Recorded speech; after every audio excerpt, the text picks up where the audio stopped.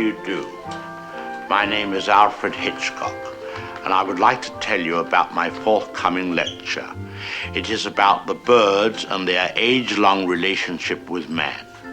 It will be seen in theaters like this across the country. In my lecture, I hope to make you all aware of our good friends, the birds. Theirs is a noble history, and through it all, man has played a conspicuous part.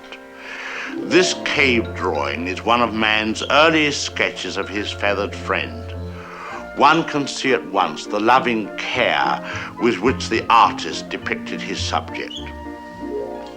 The story of man and his friends, the birds, is filled with many fine examples of ways in which these noble creatures have added to the beauty of the world.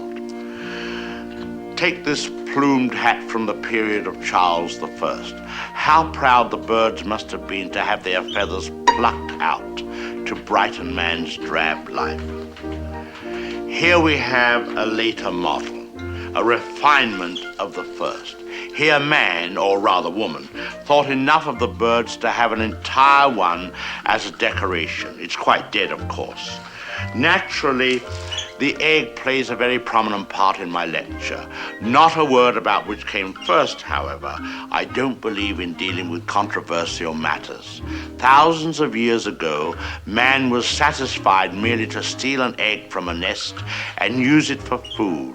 Now he has perfected this process by imprisoning each hen in a separate cage and by scientifically manipulating the lights so that she doesn't fall into the rut of the old 24-hour day.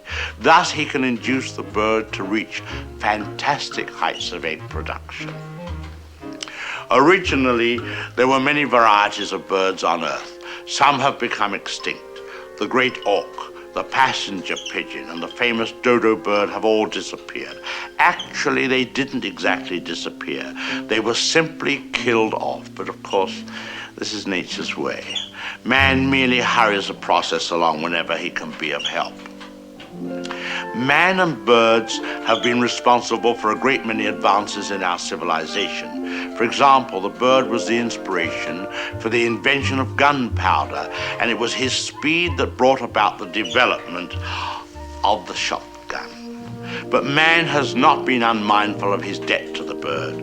We have honored our feathered friends in many ways. We cage birds and show them off proudly in most of our zoos.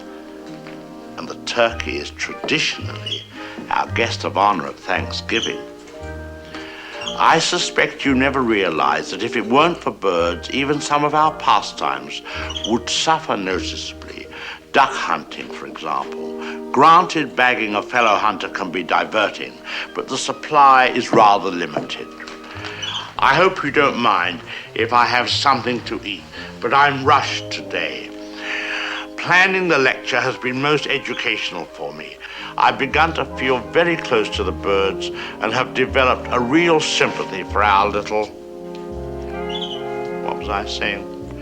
Oh yes, I've come to feel very close to the birds and have come to realize how they feel when...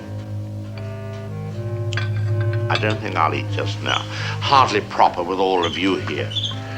Surely the birds appreciate all we've done for them.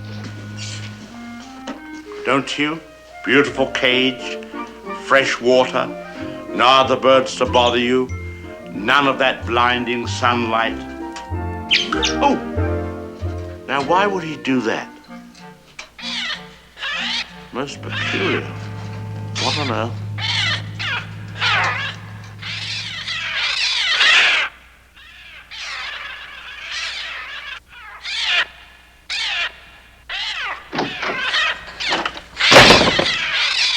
They're coming!